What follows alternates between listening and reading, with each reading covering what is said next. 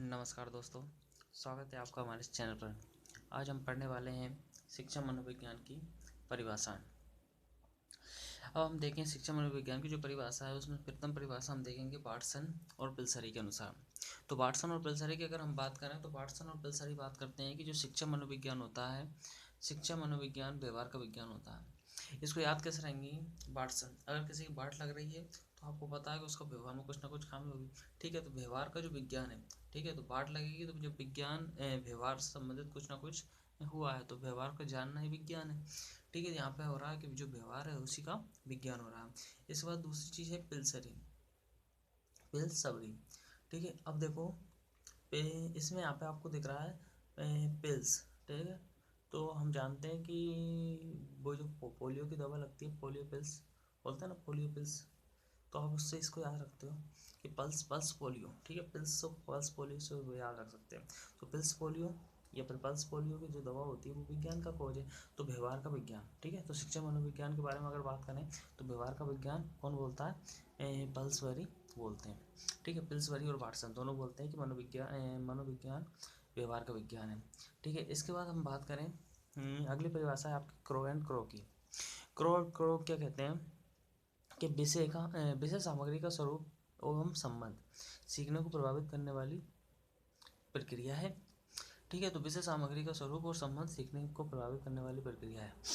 ठीक है, अब मान लो कोई भी चीज़ है तो विषय सामग्री का स्वरूप और संबंध, तो क्रो क्रो क्या बोलते हैं? क्रो क्रो, क्रो क्रो से हम अगर इसको याद रखना चाहें तो कैसे रखेंगे कि विषय सामग्री है, ठीक है, और उसका स्वरूप संबंध सीखने को प्रभावित करते हैं। ठीक है, तो जब भी कोई विषय सामग्री है तो उसका स्वरूप और संबंध जब बनता है तो क्रो क्रो यानी लड़ाई झगड़ा। ठीक है, क्रो क्रो होना है ना, कौवा कौवाबाजी करते हैं कई लोग कि लड़ाई झगड़ा करने लगते हैं। ठीक है, तो काँव काँव करते हैं। तो वही है कि विषय सामग्री का स्वरूप और संबंध कैसे बनता है? सीखने को प्रभावित करते हैं। ठीक है, तो अगर विषय सामग्री का स्वरूप और संबंध ठीक होगा तो सीखेगा व्यक्ति। ठीक है, और नहीं होगा, क्रो क्रो करेंगे मतलब एक दूसरे से लड़ाई झगड़ा करेंगे तो नहीं सीख पाएंगे। ठीक है, तो ये सीखने को प्रभावित कर रहा है। इसके बाद आता है मानव व्यवहार संबंधों का अध्ययन। ठीक है, ये भी वही कहना चाह रहा है कि जिस प्रकार स्वरूप संबंध हो गए तो उसी से मानव व्यवहार और संबंध भी बनेगा।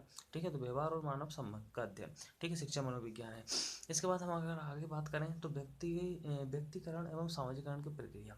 ठीक है, तो व्यक्तिकरण और सामाजिकरण भी इसी चीज़ से होता है कि अगर व्यक्ति अच्छे तरीके से काम कर रहा है, ये क्रो क्रो नहीं कर रहा है, लड़ाई झगड़ा नहीं कर रहा है, तो क्या हो रहा है? व्यक्ति का सामाजिकरण होगा, व्यक्तिकरण होगा। ठीक है, तो सामाजिकरण व्यक्तिकरण की क्रिया क्या है? मनोविज्ञान है। ठीक है, तो अब अगर हम आगे बात करें तो जो यहाँ पे बोला गया है कि व्यक्तिकरण और सामाजिकरण की प्रक्रिया है जो क्या करती है? समाजोपयोगिता क्या करती है? बढ़ाती है। ठीक है, जो समाज के लिए उपयोगी होती है उसको बढ़ावा देती है। ठीक है, तो सीधी सी बात है, व्यक्तिकरण और सामाजिकरण कब होगा? जब व्यक्ति क्रो क्रो नहीं करेगा। ठीक है, लड़ाई झगड़ा करेगा तो सामाजिकरण होने का नहीं है। ठीक है, तो सामाजिक उपयोगिता को बढ़ावा देती है।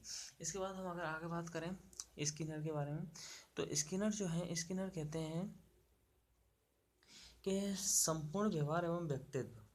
ठीक है, संपूर्ण व्यवहार और व्यक्तित्व। ठीक है, किसी के भी व्यक्ति का अगर संपूर्ण व्यवहार और व्यक्तित्व देखेंगे तो स्किन। ठीक है, स्किन यानी शकल। स्किन से अपन याद रख सकते हैं किसी व्यक्ति की शकल इस प्रकार की होगी, जिस प्रकार वो मुखौटा बनाया, कोई हंसता है, जिस तरह को हम देखते हैं तो कोई हंसता है, कोई मुस्कुराता है, कोई शांत रहता है, तो कोई किस प्रकार, तो उसकी शकल सूरत से इंसान समझ जाता है कि व्यक्ति किस प्रकार का है। ठीक है, तो मनोविज्ञान जो है संपूर्ण व्यवहार और व्यक्तित्व है। ठीक है, तो व्यवहार और व्यक्तित्व व्यक्ति की शकल से दिख जाता है। ठीक है, तो यही है संपूर्ण व्यवहार और व्यक्तित्व। इसके बाद आता है प्राणी की प्रतिक्रियाओं का अध्ययन। ठीक है, यहाँ से भी क्लियर हो जाएगा कि प्राणी प्रतिक्रिया किस प्रकार दे रहा है। किसी से बात की, उसकी शकल कैसी बनाई, कोई बुरे बना लेता है, कोई अच्छी बना लेता है। ठीक है, कोई मुस्कुरा के बात करता है तो कोई क्रोध में बात करता है, तो प्रतिक्रिया हुई। ठीक है, तो प्राणी की प्रतिक्रियाओं का अध्ययन, तो हमने इसको भी याद रख लिया कि स्किन से।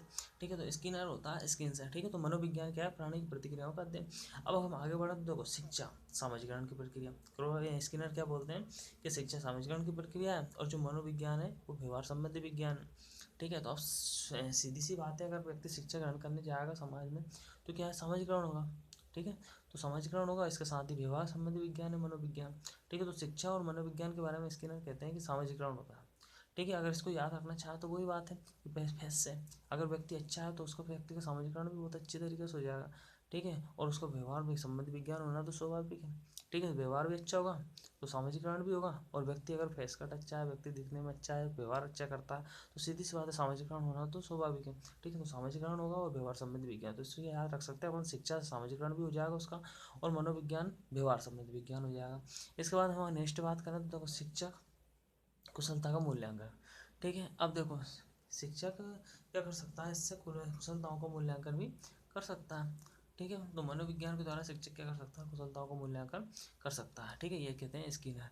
ठीक है, अब देखो कोई भी अगर कुशलता से अपन क्या समझते हैं कि कोई भी व्यक्ति किस प्रकार का व्यवहार कर रहा है। ठीक है, तो स्किनर से मतलब होता है कि उसकी शकल को देखकर हम देख सकते हैं कि व्यक्ति जो है उसका चेहरा है किस प्रकार से व्यवहार कर रहा है, किस प्रकार से वो व्यक्ति काम कर रहा है। ठीक है, तो उसका कुशलताओं को मूल्यांकन यहाँ पे किया जा सकता है, तो ये भी स्किनर्स क्लियर हो जाएगा। ठीक है, अब हम आगे अगर बात करें तो यहाँ पे हम पढ़ रहे हैं ब्राउन। ठीक है, तो ब्राउन से क्या है, व्यवहार में परिवर्तन किया जाता है। अब देखो ब्रो, इसको याद रख सकते हैं ब्रो से। ब्रो क्या होता है, जैसे ब्रो को हम बोलते हैं किसी भाई से। ठीक है, तो ब्रो जो होता है उसके लिए व्यवहार में परिवर्तन हो ही जाता है। ठीक है, अब मान लो किसी से लड़ाई झगड़ा हो रहा है, इतने में ब्रो जाके अरे ब्रो यार क्या कर रही है, इतने में तो व्यवहार में परिवर्तन हो जाएगा। ठीक है, तो मनोविज्ञान क्या है, व्यवहार में परिवर्तन, तो ब्रो से याद क्या रखेंगे, ब्रो आ गया। ठीक है, तो व्यवहार में क्या हो जाएगा, परिवर्तन हो जाएगा। अगर लड़ाई झगड़ा होगा तो अरे मेरा ब्रो आ गया। ठीक है, व्यवहार परिवर्तन हो जाता है। इसके बाद अगर हम बात करें बी एन झा के बारे में, तो बी एन झा क्या कहते हैं शिक्षा मनोविज्ञान के बारे में। बी एन झा कहते हैं कि शिक्षा शिक्षा जो कुछ करती है मनोवैज्ञानिक खोजों पर निर्भर है। ठीक है, झा क्या कहते हैं, झा वी एन झा, तो बी एन झा कहते हैं कि शिक्षा जो कुछ भी करती है वो किस पे होती है, झा। जहाँ से हम ये अगर इसको याद रखना चाहें तो कैसे याद रखेंगे। ठीक है, कि जहाँ जो कुछ भी होगा वो खोज से ही होगा। ठीक है, तो ये शिक्षा जो कुछ करेगी वो किससे करेगी, मनोवैज्ञानिक खोज से। ठीक है, तो मनोविज्ञान खोजों पर निर्भर होती है शिक्षा, मनोविज्ञान या शिक्षा जो कुछ भी करती है वो क्या है, मनोवैज्ञानिक खोजों पर निर्भर होती है। तो ये कौन बोलते हैं, वी एन झा बोलते हैं। अगली है वुडवर्थ। अब देखना वुडवर्थ, अगर इसको जन्म से याद रखें तो कैसे याद रखें कि वातावरण में के संपर्क में होने वाला मानव व्यवहारों का विज्ञान। ठीक है, अब व्यक्ति का जन्म जैसे ही होगा तो वो नए वातावरण में संपर्क में आएगा, तो उसको व्यवहार का विज्ञान मान सकते हो आप। उसके व्यवहार में किस प्रकार से परिवर्तन होगा, तो यही विज्ञान उसका क्या है, मनोविज्ञान। ठीक है, तो हम क्या मानेंगे कि जो शिक्षा मनोविज्ञान है वो वातावरण के संपर्क में होने वाले मानव व्यवहारों का विज्ञान है। ठीक है, तो आप देखो वातावरण के वुडवर्थ जन्म से ही व्यक्ति वातावरण के संपर्क में आ जाता है, और वातावरण के संपर्क में आने से क्या होता है, मानव व्यवहारों का विज्ञान हम इसको कह सकते हैं। ठीक है, तो सीधी सी बात है, वातावरण के संपर्क में होने से मानव व्यवहारों का विज्ञान है। तो ये किसने कहा है, वुडवर्थ ने कहा है। इसके बाद अगर हम अगली बात करें कि जॉन ड्यूवी की, तो जॉन ड्यूवी क्या बोलते हैं, जॉन ड्यूवी कहते हैं कि योग्यताओं का विकास जिनके द्वारा वातावरण पर नियंत्रण होता है। ठीक है, जॉन ड्यूवी कहते हैं कि जो शिक्षा मनोविज्ञान है योग्यताओं का विकास है। ठीक है, और जिसके द्वारा क्या होता है, वातावरण पे नियंत्रण हो जाता है। अब देखो अगर हम देखें तो यूवी, यहाँ पर ड्यूवी है तो यूवी पाजी को आप जानते हो, युवराज को। ठीक है, तो युवराज से इसको याद रख सकते हो, जॉन ड्यूवी से यूवी।